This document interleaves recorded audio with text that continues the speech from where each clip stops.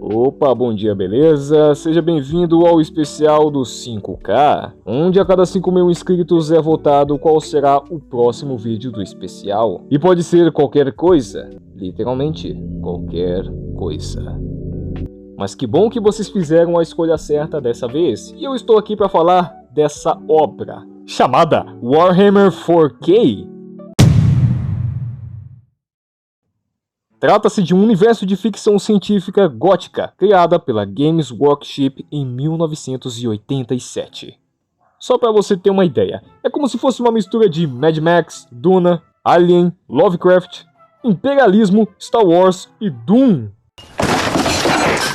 Vamos lá, a história é mais ou menos assim. Por volta do ano 40.000, a galáxia está em uma guerra eterna. O Império da Humanidade é uma teocracia fascista galáctica, liderada por um imperador deus morto-vivo, sustentado artificialmente num trono dourado há 10.000 anos. No entanto, esse mesmo ser, há 10.000 anos atrás, era um ser psíquico superpoderoso, e ele criou 20 filhos clonados, os Primarcas, para que todos eles pudessem liderar legiões de super-guerreiros, os Space Marines. No entanto, um de seus filhos, chamado Horus, que mais parece um Lex Luthor 2.0, ele foi corrompido pelos deuses do caos e se rebelou contra seu próprio pai, iniciando a heresia de Horus, uma guerra civil de proporções intergaláctica. No entanto, durante essa confusão, Horus acabou indo de arrasta, e o imperador ficou entre a vida e a morte, preso naquele trono. Tudo isso para manter o Império unido. E desde então, a humanidade vive no medo, na superstição e na decadência. E meus amigos, isso aí é só um pequeno contexto do que tá acontecendo, porque essa lore é gigantesca, cara. E quando eu digo que é longa, porque é longa mesmo, cara, não é zoeira. Eu fui dar uma pesquisada para saber quantos volumes tem isso daí. E tem mais de centenas de volumes, não são capítulos, são histórias, são romances. Isso é louco. Até aí beleza, né? Ok, é normal uma história ser tão longa assim. Aí eu fui dar mais uma pesquisadinha pra saber quanto que tava os livros e eu fiquei, puta que pariu, meu amigo. O mais barato tava 70 conto. Isso é louco. E eu só achei 2 HQs traduzidas. 2, meu amigo, só 2. E uma das 2 HQs que eu vou trazer hoje é justamente essa, Defensores de Ultramar. Então fica bem aconchegado aí porque a história é bem curtinha.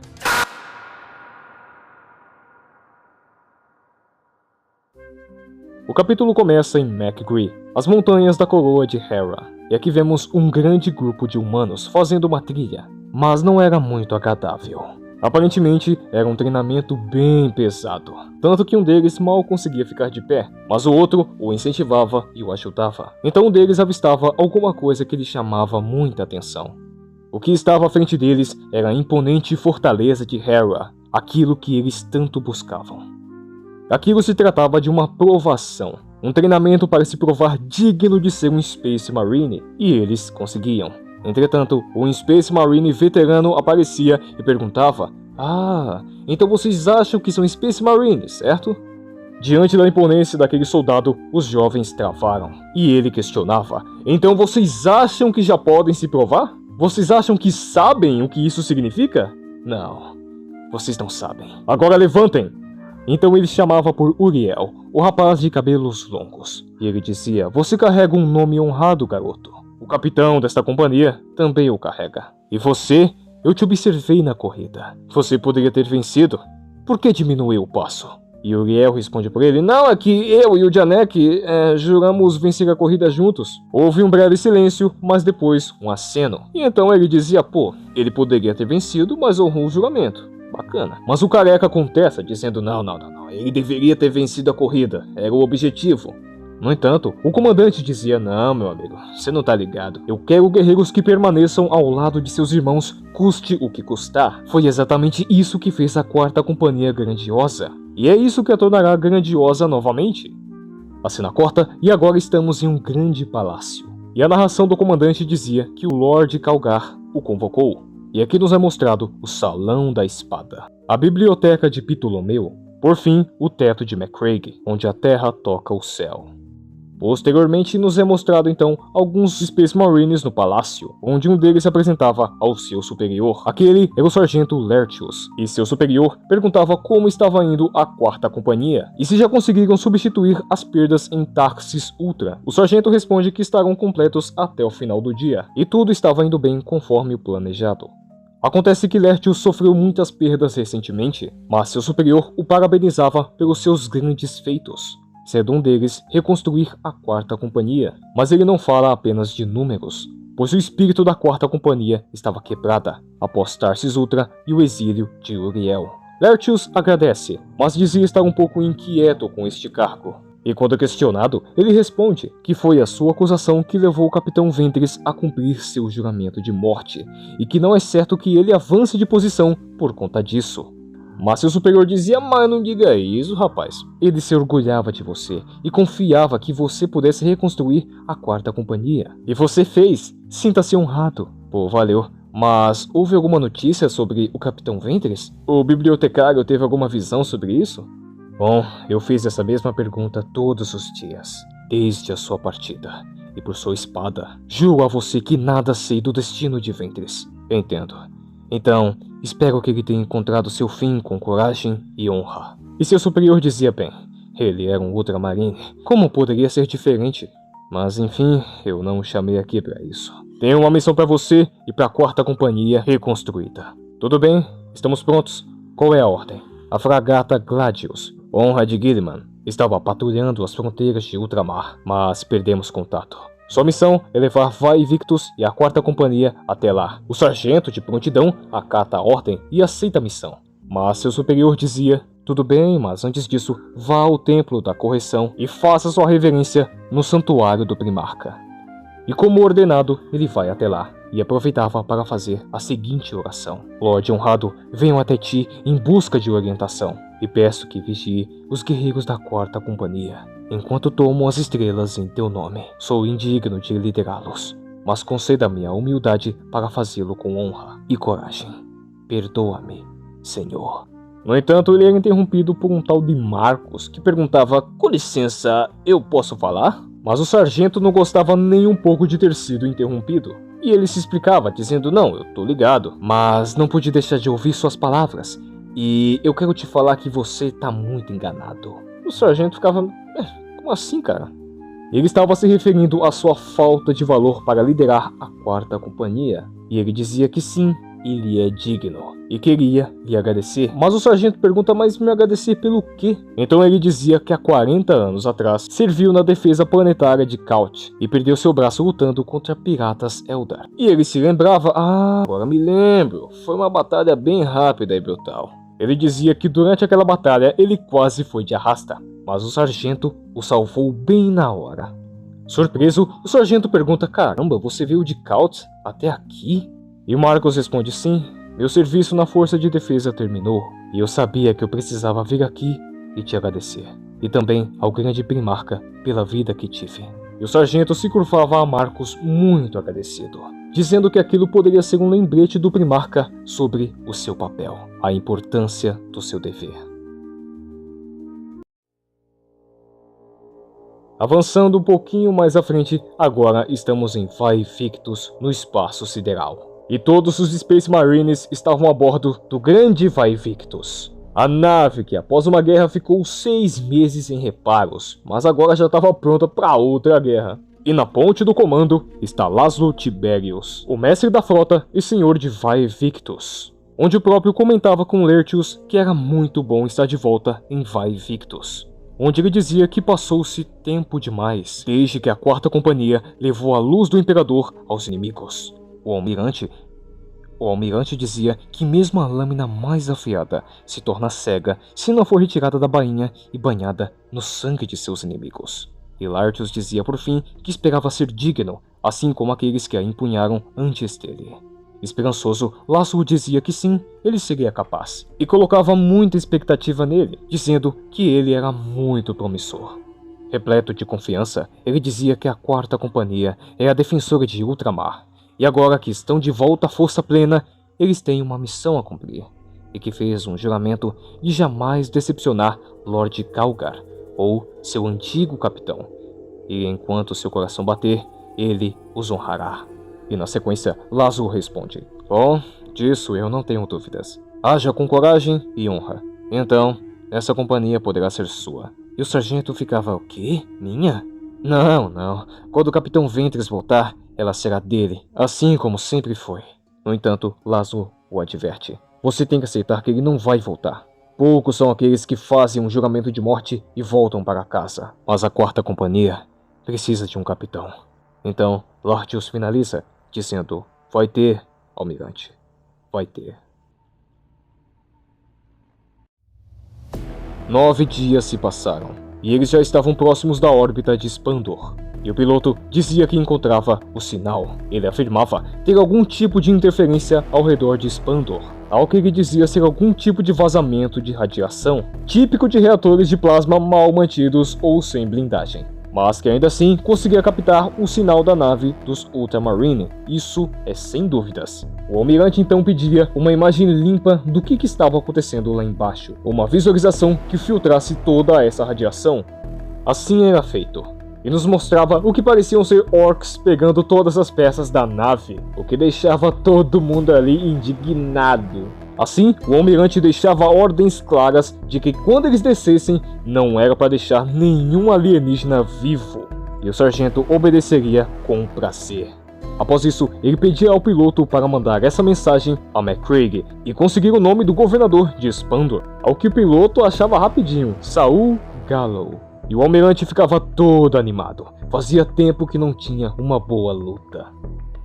Mas antes, o sargento dava as instruções, dizendo que os Pele Verde não somente estavam roubando as peças da nave, mas também violando os corpos de seus irmãos. E isso é inaceitável. E o plano era literalmente cair atirando e os pegar de surpresa, sem piedade, sem misericórdia. Porém, dizia que mesmo assim não era para os subestimar. Apesar de sua aparência bárbara, eles eram astutos e bem inteligentes. Em suas próprias palavras, os orcs são uma praga. O único jeito de lidar com eles é exterminando-os. Haviam muitos novatos ali. Então, ele exigia que lutassem com honra, não hesitassem. Atira primeiro, pergunta depois, porque aqui é só tiro, porrada e bomba.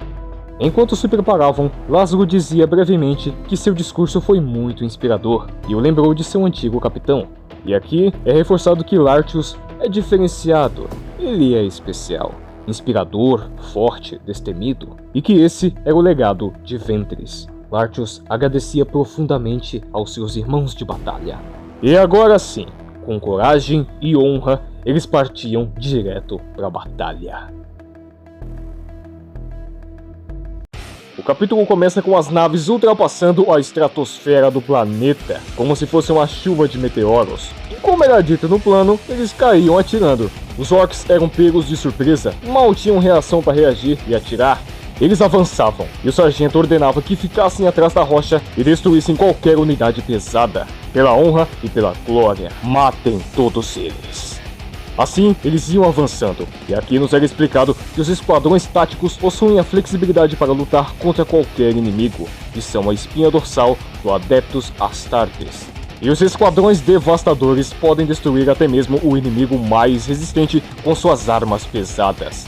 E os guerreiros que se deleitam com a brutalidade, ou seja, os combatentes corpo a corpo, são designados para esquadrões de assalto. E era com essa organização brutal que eles conseguiam avançar e subjugar o inimigo.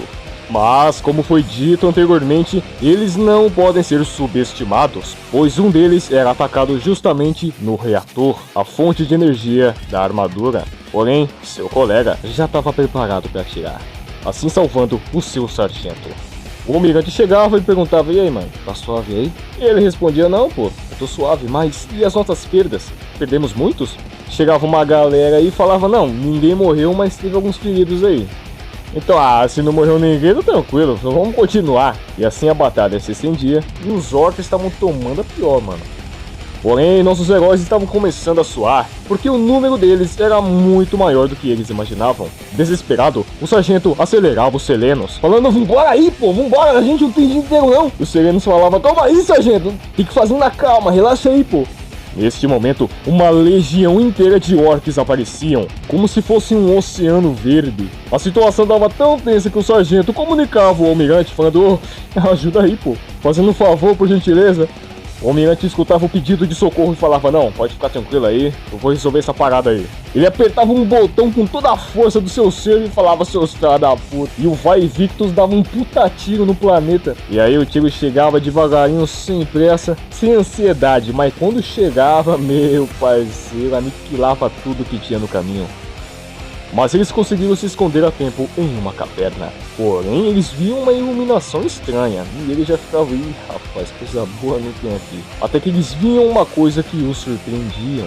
E eles entendiam que aquilo não é apenas uma força de invasão. Meu irmão, era uma verdadeira máquina de guerra. Tão gigantesca, mas tão gigantesca, que não cabe nem aqui na tela. Então aparecia mais uma cambada desses orcs e tentavam atirar nos nossos heróis, só que eles pensavam rápido e conseguiam contra-atacar. E aí, quando percebiam, eles já estavam em menor número mais uma vez, e a opção era esperar os Thunderhawks. E para piorar, chegava a artilharia dos orcs, e eles esperavam que sejam tão imprecisas quanto feias. E a artilharia de fato é bem potente, mas eles não vão desistir tão facilmente. Pô, esses caras é brabo, mano, eles conseguiram lidar com a artilharia, mas ainda precisavam de reforços. E o sargento perguntava para o almirante quanto tempo até os Thunderhawks chegarem. Ele responde que a qualquer momento eles podem estar ali, mas por conta do grande número de orcs, eles ainda não poderiam recolhê-los. E o sargento falava: não, tranquilo, a gente dá um jeito. Passado-se um tempo, e os Thunderhawks finalmente chegavam. Então, quando entravam, o sargento dizia que eles iriam se unir às forças locais sob o comando do governador Saul Gallow. Seu próximo destino é a cidade de Herapolis. Que, chegando lá, após um tempo de viagem, eram bem recebidos pelo próprio Saul Gallow. E este já conhecia Lertius, e o próprio o alertava, dizendo que ele tinha um grande problema em seu mundo. Ele dizia que já tinha recebido essa informação do almirante, que havia uma infestação de orcs. Porém, Lertius dizia que era pior. Os orcs estavam construindo uma Gargant, e existem milhares deles se concentrando debaixo das montanhas. E o governador questiona: peraí, mas você tem certeza? Eu não vejo nada dessas coisas desde o tempo do meu avô. Mas Lertius assegura: é sério, governador, tô falando a verdade. Enquanto caminhavam, Lertius perguntava mais sobre esses orcs do tempo de seu avô. O governador responde que tudo aconteceu quando uma rocha estranha caiu nas montanhas ao norte de Herapolis, mas quando investigaram, encontraram apenas corpos. Lertius dizia que a verificação não era tão boa naquele tempo. Então o governador ordena ao seu próprio capitão que emita uma ordem de ativação para todas as unidades, para que todas fiquem em prontidão para rechaçar as incursões dos orcs. Mas Lertius dizia que isso não seria eficaz, porque o inimigo se concentra em grandes hordas. A estratégia deveria ser levá-los a um desfiladeiro estreito ou um espaço fechado, para que seus números trabalhem contra eles. Então, eles precisavam trazer os orcs pra cá, em Herapolis. O governador pergunta: vixe, mas quantos deles? E Lertius responde: todos. A gente vai ter que trazer todo mundo pra cá. E esse era o fim do nosso segundo capítulo. O capítulo começa com o avanço dos orcs, e aqui eles mostram que não estão pra brincadeira. Mesmo que estivessem se espalhando rapidamente pelo continente principal, essa agressão não ficará sem resposta. Então o sargento e sua tropa aniquilam vários deles de uma só vez. No entanto, eles têm capacidade e certa coordenação para contra-atacar. Eles partem para cima com toda a brutalidade, mas os Space Marines pagam com a mesma moeda. E a balança começa a pesar para os nossos azulões, e vendo que estavam apanhando para valer, os orcs decidem fugir. Porém, entretanto, isso já era esperado. Ao cair da noite, eles estavam agora no ponto de encontro do Codex Gama Theta 7, onde o sargento questionava a um de seus homens por que ele estava tão quieto, o que o perturbava. Ele responde que fizeram uma boa emboscada, mas continuar recuando o irritava profundamente. Mas o sargento responde que não será por muito tempo. Logo, cada orc do planeta seria atraído até eles, e não o contrário. E ele responde em seguida que haverá um massacre justo dos Pele Verdes. Então seus batedores retornam, e é hora de ver se o plano deu certo. O sargento então pergunta se eles o seguiram, e um deles responde que sim, um deles estava o seguindo, e o outro pergunta se levarão a luta até os orcs. O sargento responde que não, e que continuarão atraindo os orcs até Herapolis. Uma vez que estejam reunidos em um local, eles poderão destruí-los. Entretanto, um de seus homens dizia que assim como eles podem destruí-los, o contrário também pode acontecer. Então era questionado a um dos homens a respeito dos PDF, não o arquivo de texto, mas sim o exército do governador. O soldado então informa que suas unidades estão a menos de 2 dias de marcha para Herapolis. Só então terão números e meios para derrotar os orcs. Em seguida, o soldado perguntava a respeito do povo de Corinth. Quando questionado, ele apenas responde que estava um pouco receoso, pois estavam atraindo todos os orcs para o oeste. Mas o que acontece com os assentamentos entre aqui e Herapolis? Todas as pessoas não seriam mortas?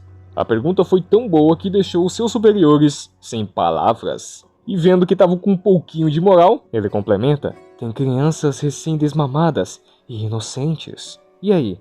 E o calvo responde: ô seu merda, isso aqui é uma guerra! Escolhas difíceis devem ser encaradas para alcançar a vitória. Você vai ter que entender isso antes de se tornar um de nós de verdade. Mas o sargento, ele é tipo Steve Rogers, e dizia: não pô, ele tá certo, a gente não faz isso. A gente não abandona o que juramos proteger. E ele dava seu discurso inspirador, falando: nós somos a 4ª companhia, somos os defensores de ultramar, agimos com honra e dignidade. E aqui ele se mostra um líder forte, honrado, justo e bondoso. Ele não vai sacrificar vidas pela vitória.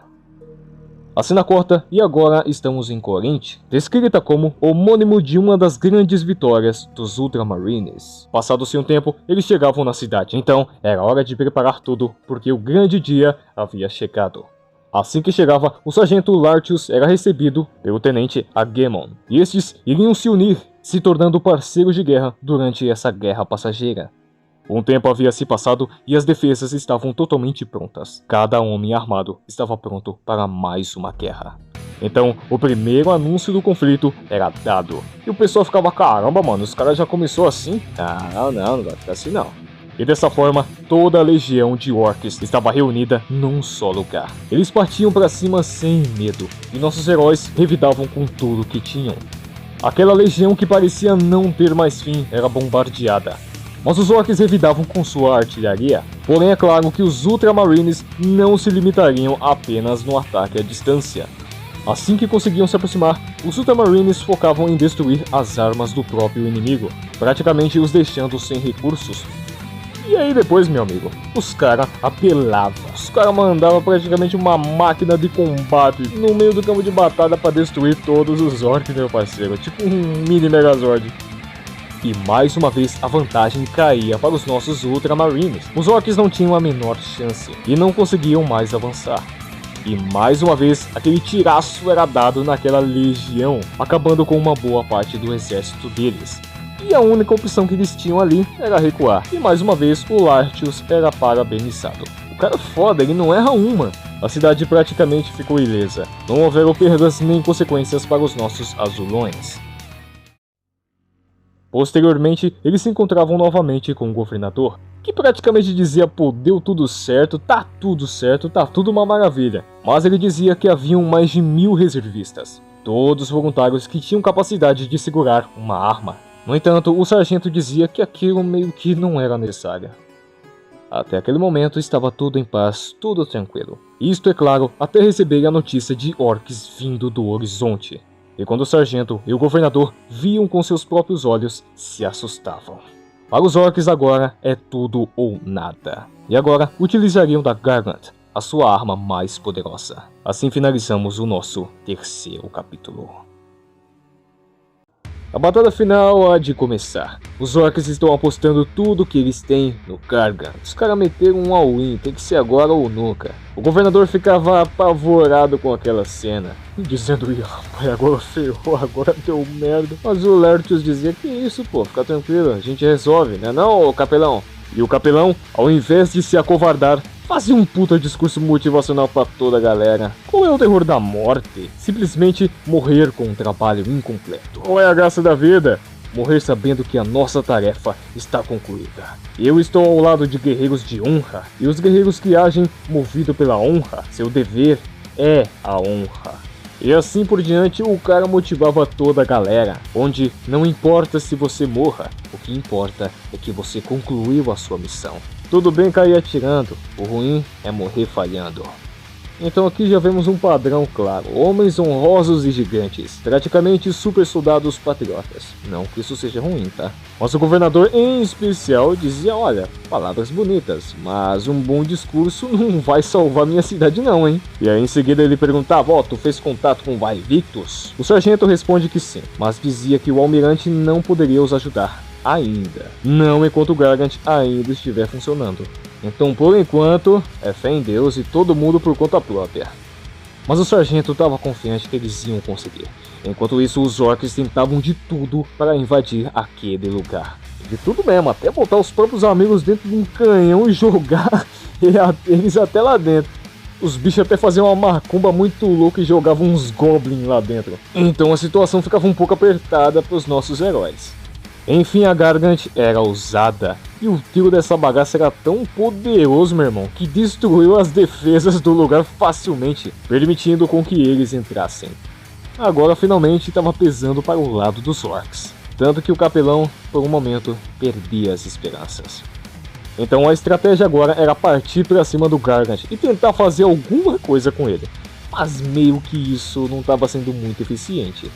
Com o uso do Gargant, eles estavam literalmente cortando os muros da cidade, meu parceiro. O desespero era incontrolável, mas eles tinham que aguentar, só mais um pouco.